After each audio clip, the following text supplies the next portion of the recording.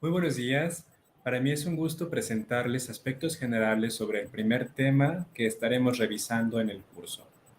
Quizá la mayoría de nosotros no nos hemos preguntado por qué hacemos las cosas como las hacemos, es decir, por qué nos comportamos como nos comportamos. Es muy probable que la mayoría de nosotros crea que algo es bueno o malo simplemente porque así es. Y en realidad esto tiene que ver con que así se nos ha enseñado. No necesariamente quiere decir que así sea, o no necesariamente quiere decir que eso sea lo bueno, lo malo, lo correcto, lo incorrecto, pero como fue lo que se nos enseñó, es lo que habitualmente creemos. En este sentido, para mí es muy importante que podamos iniciar a comprender algunos conceptos básicos sobre el curso. La bioética tiene que ver con el comportamiento moral de cada uno de los profesionales de la salud. Y este comportamiento moral es algo que se ha estudiado a lo largo de la historia a través de la ética y por supuesto de la moral, que son ramas de la filosofía. Y aunque no vamos a profundizar obviamente en aspectos filosóficos, voy a tratar de presentarles algunos antecedentes básicos. La moral y la ética se han enfocado en el comportamiento humano y la bioética en el comportamiento humano específicamente de las personas que se dedican al área de la salud, medicina, enfermería, podología, psicología, etcétera. Por lo que vamos a iniciar y vamos a tratar de comprender esto. Moral y ética. Moral. Cuando hablamos de lo moral, nos vamos a retomar prácticamente lo que en la antigua Grecia y Roma se hablaba sobre las costumbres. Es decir, cuando se referían a la moral en aquel entonces, era algo que tenía que ver con cómo la gente se comportaba y con el ideal de conducta, lo que se consideraba como mejor, o con aquello que se consideraba que no era bueno. Y de alguna manera la moral desde hace muchos siglos, sobre todo en Occidente, ya trataba de estudiar precisamente el cómo debería de ser las personas en su interacción con otras personas. Hoy en día la moral es un poco más compleja que eso, o su estudio requiere tomar en cuenta algunas cosas. Si tomamos en consideración que la moral es aquello que constituye a cada una de nuestras ideas y prácticas respecto a cómo debemos de comportarnos con nosotros, con la sociedad, con cualquier otra persona, entonces estas ideas y prácticas tienen que ver con la función normativa, valorativa y reguladora que tiene la moral. ¿A qué voy? ¿Cuál es la función normativa? Cuando estamos pequeños, seguramente nos dijeron en casa, no debes de robarle los juguetes a tus compañeros de la escuela. ¿Y esto qué quiere decir? Que si yo los robaba, pues estaba yendo en contra de una norma que se me había dado en casa. Y por lo tanto, eso no era bueno. Incluso era algo que estaba prohibido, porque esa norma me decía que está prohibido. Las normas son todas aquellas prescripciones, son todos aquellos enunciados que nos dicen qué es lo que está bien, lo que está mal, qué es lo que se debe hacer, lo que no se debe hacer y qué es incluso lo que estamos obligados a hacer. Seguramente a cualquiera de nosotros nos han dicho, debes de colaborar con las tareas del hogar, es bueno que seas honesto, es malo que le quites a los demás sus cosas, está bien que ayudes a las personas que lo necesitan, es incorrecto que hagas determinada acción. Bueno, cuando hablamos de eso estamos hablando de moral precisamente y estamos hablando de las normas que se nos van creando desde pequeños. Esas normas no son leyes porque las leyes son distintas. Sin embargo, esas normas sirven para regular nuestro comportamiento, que es otra de las funciones que tiene precisamente la moral. Regular nuestra manera de comportarnos en una determinada sociedad o grupo, que ese grupo puede ser nuestra misma familia, ese grupo puede ser mis compañeros con los que me junto, ese grupo puede ser la universidad o ese grupo puede ser mi área de trabajo. Cuando hablamos entonces de la función normativa de la moral, nos referimos a todas esas normas. Incluso hay grupos específicos como las religiones que tienen sus propias normas. En el caso del catolicismo, sus normas están en gran medida establecidas, por ejemplo, en los 10 mandamientos. En el caso de los judíos, en la Torá, y así sucesivamente.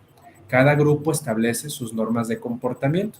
En la Universidad de Guadalajara también hay un código moral que establece lo que se supone que cada estudiante debería o no debería de hacer en el ejercicio de sus funciones como estudiante al interior de la universidad.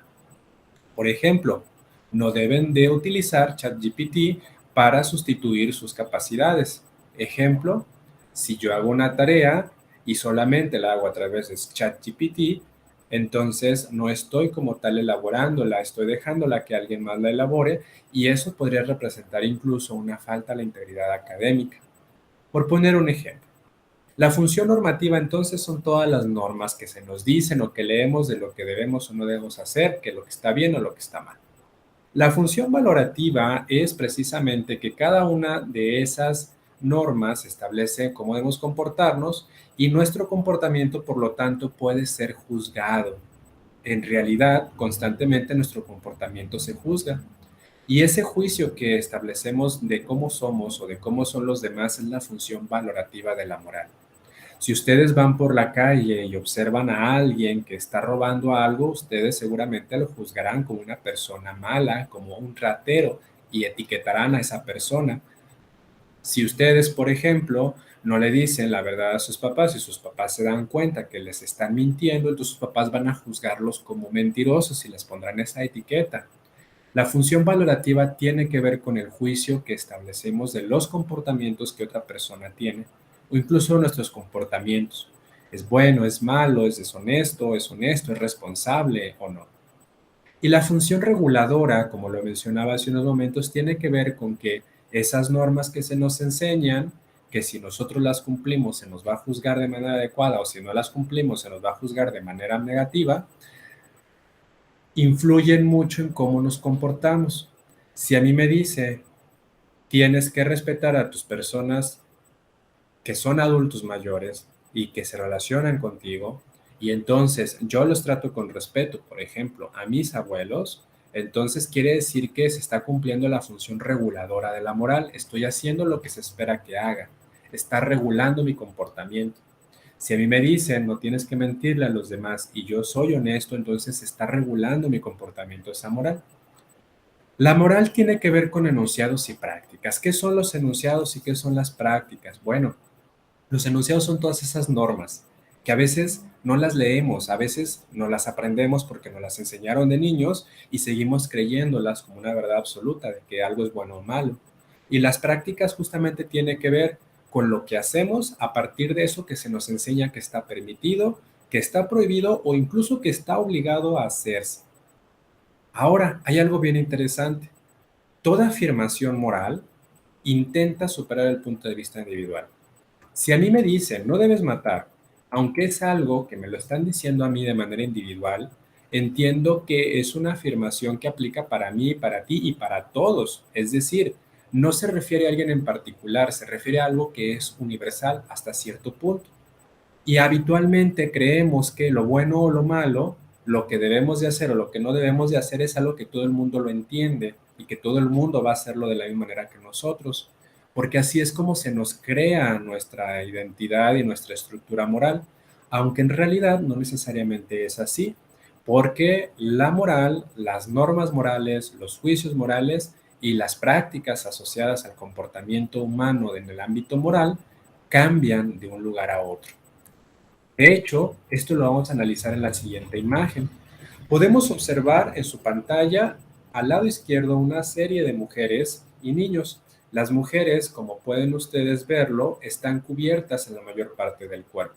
Imaginemos que es Afganistán, año 2022. Resulta que en Afganistán, en el año 2022, una norma moralmente hablando establece que las mujeres deben de cubrir la mayor parte de su cuerpo y si lo hacen, están siendo buenas personas, están siendo lo moralmente aceptable. Pero si cruzamos el charco y nos vamos a una ciudad de Estados Unidos, digamos en el Pride específicamente, y que esto también puede ser en el año 2022, podemos observar que no hay un código de vestimenta que esté permitido o prohibido específicamente para las mujeres. Es decir, en un mismo momento histórico, año 2022, en una parte del mundo algo se va a considerar como bueno y en otra parte del mundo algo se va a considerar como bueno, aunque sean cosas opuestas porque está bien en el Pride en Estados Unidos 2022 que las mujeres vistan como deseen, está bien que en Afganistán 2022 las mujeres vistan cubiertas casi completamente. Es decir, lo moral es algo que en algunos casos va a depender del sitio. del lugar específicamente. Muchas de las normas morales que en la sociedad tenemos no necesariamente son parte de lo que viven en las comunidades rurales. Y viceversa, algunas prácticas morales que en una comunidad rural están prohibidas, en una ciudad puede que no. Entonces, la variable lugar depende precisamente de dónde esté ese grupo social y qué normas aplican para ese grupo social en ese lugar específico. La variable tiempo es bien interesante porque resulta que aunque sea en un mismo lugar, imaginemos México, con el paso del tiempo las normas morales van cambiando. Si nos remontamos a los años 50, lo bueno en México era que, por ejemplo, las mujeres vistieran de falda o vestido largo y los hombres vistieran de pantalón idealmente. Con el paso del tiempo, en el año 2023, ahora ya no es una obligación moral el que las mujeres vistan de falda o vestido largo, ni que los hombres vistan solo de pantalón.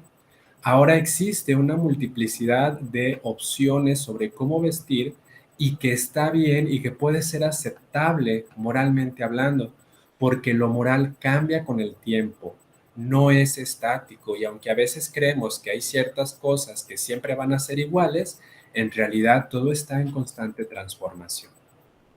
El término moral se utiliza como sustantivo o como adjetivo y esto puede que nos recuerde un poco nuestras clases de español. Como sustantivo, lo moral se usa para referirse precisamente al conjunto de principios, normas, mandatos, prohibiciones, valores e ideas que en su conjunto forman un sistema coherente propio de un colectivo humano. Por ejemplo, el código moral de la medicina, el código moral de la enfermería o los 10 mandamientos.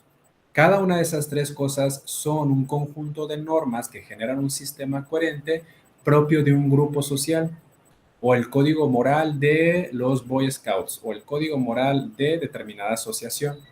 Y entonces la moral son todas esas normas. Debes de hacer esto, no debes de hacer esto otro, debes de comportar de esta manera, etcétera. ¿Por qué? Porque lo moral como sustantivo es un modelo ideal de buena conducta que socialmente está establecido. Ojo, puede que sea adecuado, puede que no sea adecuado, pero eso ya lo analizaremos en la ética. Como adjetivo, lo moral se refiere a la valoración del acto, es decir, si mi acto es adecuado según ese código de conducta que se establece en mi grupo social, entonces mi comportamiento es moral, es bueno. Pero si lo que yo estoy haciendo va en contra de eso, entonces mi comportamiento se descalifica y se juzga como malo, como inmoral. Ejemplo, si en su casa se distribuyen las tareas del hogar y les toca lavar los trastes y los lavan, entonces sus padres los van a juzgar como buenos, responsables. Pero si no los lavan, entonces los van a juzgar como malos e irresponsables. A esto, al juzgar el comportamiento, nos referimos como adjetivo. Ahora, como adjetivo existen cuatro características. Lo moral se refiere a lo que está de acuerdo con lo bueno, con lo socialmente entendido como bueno. Lo inmoral es lo que se entiende como malo o como socialmente entendido como malo o inadecuado, es decir, que va en contra de los principios que una sociedad tiene. Lo amoral es lo que no puede producir principios que regulen la conducta. Por ejemplo, una piedra, un vehículo, un escritorio, el piso, una aula, un árbol son amorales. No pueden producir ni dimensionar principios que regulen su conducta porque son inertes o bien tienen vida, pero no es una vida moral. Moralizar es tratar de influir y someter a otros en lo que uno puede considerar como bueno o malo. Sus padres desde chiquitos los moralizan, les dicen qué deben de hacer o qué no. Cuando van a la iglesia, las personas que se encargan de la iglesia les moralizan, les dicen qué tienen que hacer o no. Pero en el caso de la universidad, a nosotros como profesores no nos toca moralizarlos. Como profesores no les vamos a decir esto es bueno, esto es malo. Vamos a presentarles circunstancias con consecuencias y a partir de esas circunstancias ustedes determinarán qué deciden hacer, pero no vamos a moralizarlos. En ocasiones hay una confusión entre inmoral y amoral. Hay personas que creen que cuando alguien hace algo malo, es decir, algo en contra de lo que está aceptado en una sociedad, es una persona amoral. No tiene moral. No, es incorrecto. Sí tiene moral, pero su sistema moral no corresponde al de esa sociedad. Es un sistema moral que sigue bajo principios propios que puede que sean contrarios a los de esa sociedad. Entonces, no se le dice amoral, se le dice inmoral a esa persona. Así es como se le juzga.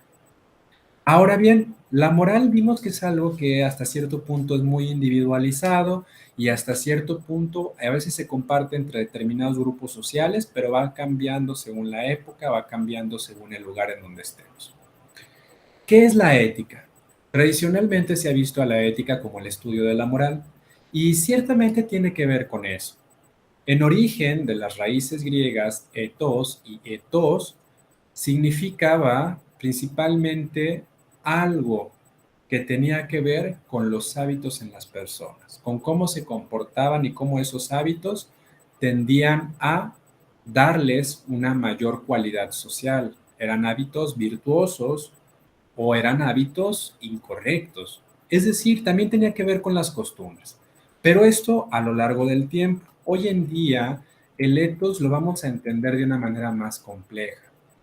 El ethos no es algo que se da por naturaleza, sino que se adquiere y depende de nuestra capacidad racional.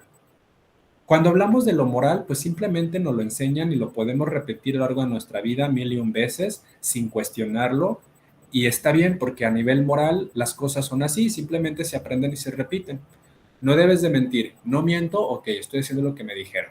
Aunque no necesariamente lo esté reflexionando, porque no debo de mentir, o qué pasa si miento, o qué implicaciones esto tiene.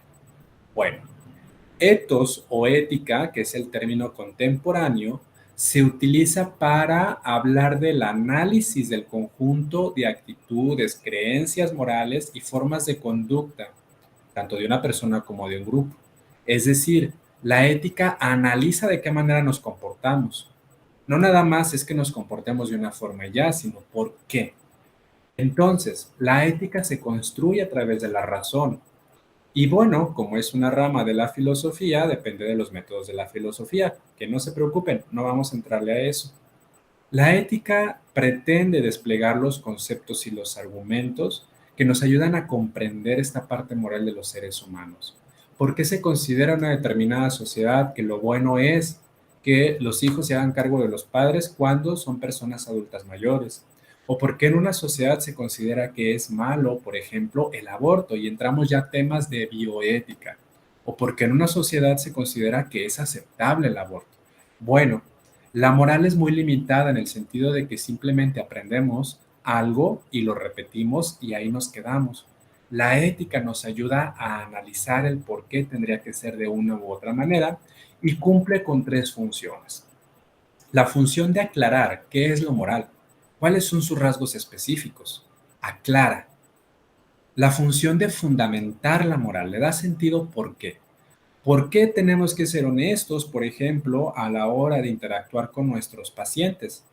Bueno, resulta que esa honestidad, como transmitir datos de manera veraz a la persona que estoy atendiendo, le permite a esa persona tener la información correcta sobre su situación de salud y sobre las opciones que tiene para que esa información le ayude a determinar qué quiere hacer a partir de sus propios principios y tome una decisión que va a impactar directamente en ella. Es decir, si yo soy honesto con la información que brindo a mis pacientes, esa honestidad se va a ver reflejada justamente en cómo esa persona puede entender el mundo, en cómo esa persona puede entender lo que le está pasando y muy importante, el que yo sea honesto le permite a esa persona tomar una decisión autónoma y libre. Si yo no soy honesto con un paciente, entonces estoy coartando su libertad. Y eso es un derecho fundamental que cada uno de nosotros tiene, por lo que violentar la honestidad o la veracidad involucra violentar un derecho en otra persona.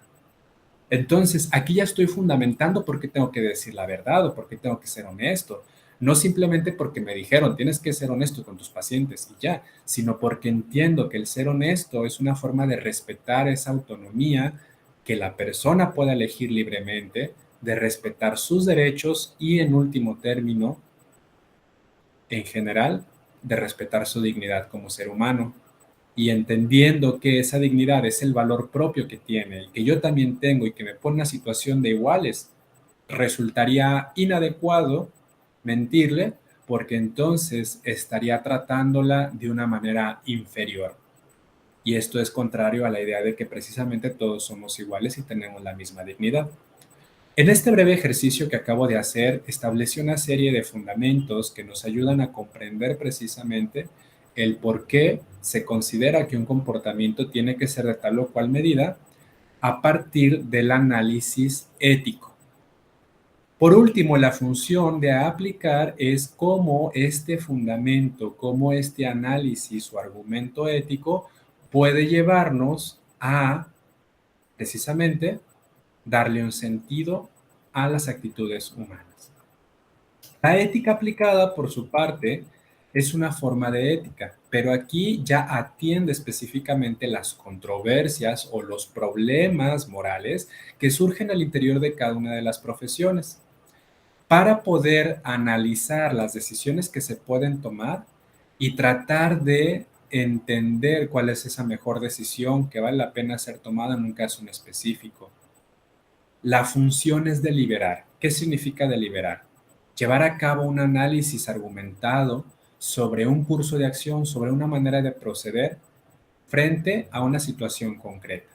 Y resulta que una forma de ética aplicada es la bioética. La bioética es una ética aplicada y la bioética justamente atiende todas esas controversias o problemas morales que surgen al interior de las ciencias de la salud para poder analizar qué decisiones son las más adecuadas para tomar en un determinado caso problemático. Que les voy antecediendo, van a tener muchas situaciones problemáticas en su vida profesional y un análisis ético, un análisis bioético como una ética aplicada, les puede ayudar a resolverlo de la mejor manera posible e incluso les puede ayudar a disminuir el riesgo de que sean demandados o condicionados por una responsabilidad profesional. ¿Qué no es la ética? No es una ciencia ni pretende ser una ciencia porque no le importa que sea una ciencia. La ética es una estructura de razonamiento que nos ayuda a comprender el comportamiento humano. La ética no moraliza, no nos va a decir qué es lo bueno, qué es lo malo. La ética nos va a dar argumentos para determinar qué es lo más adecuado de hacer en una circunstancia en específica. Pero puede que en un escenario distinto lo adecuado será otra cosa. No se reduce a lo psicológico, ni solamente a lo cultural o solamente a lo biológico, sino que engloba todo. La ética toma en cuenta los aspectos psicológicos, sociales, culturales y biológicos porque todo es importante en la argumentación. No es equivalente al derecho, aunque el análisis ético en gran medida ayuda al establecimiento de leyes. No es una guía para actuar, no es un código moral, no es un no deberás hacer esto, no, no, no. Puede que algo que normalmente esté prohibido sea ético y está bien hacerlo. Y les pongo aquí un ejemplo. En nuestro país, por ejemplo, a lo largo de varios años, era considerado como bueno, como moralmente aceptable, que un hombre de 60 años se casara con un adolescente de 12. Era algo adecuado. Pero el análisis ético de esa situación podemos entenderlo como una práctica que no necesariamente es adecuada, aunque para alguna población en particular sea una práctica moralmente aceptable, desde una perspectiva ética no es ético justamente porque involucra el vínculo con alguien que está en proceso de desarrollar todavía su autonomía y que todavía no puede consentir de manera adecuada sobre algo tan importante como casarse o tener relaciones sexuales. Por lo tanto, resulta en una práctica abusiva y negligente casarse alguien de 60 con alguien de 12. Sin embargo, Eso es el análisis ético. Moralmente hablando, puede que para algunas personas esté bien. Por lo tanto, cuando hablamos de la ética, puede que no coincida con lo que moralmente se cree. Sin embargo, el análisis ético ayuda a tomar mejores decisiones.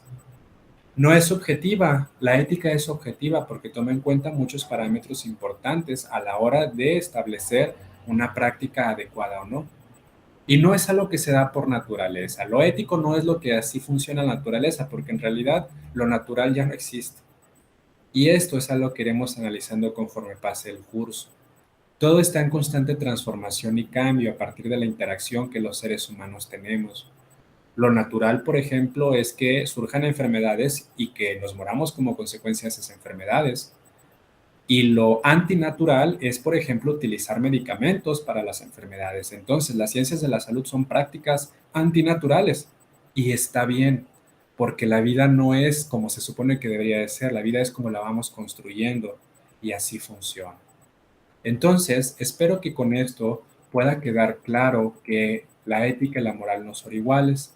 La moral en gran medida regula la conducta a través de repeticiones y prácticas que se asumen como verdades absolutas. Sin embargo, la ética analiza de qué modo se tendría que regular esa conducta a partir de un análisis racional de las cosas que están pasando. La ética puede trascender a las culturas, pero la moral se queda en un contexto específico, a veces tan específico como nuestra propia familia. Y salimos de nuestra familia y lo que me enseñaron que era bueno, pues resulta que para los demás no lo es. Con esto finalizamos el primer tema que espero que ayude a orientarte precisamente en la realización de tu actividad, de tu infografía. Muchas gracias.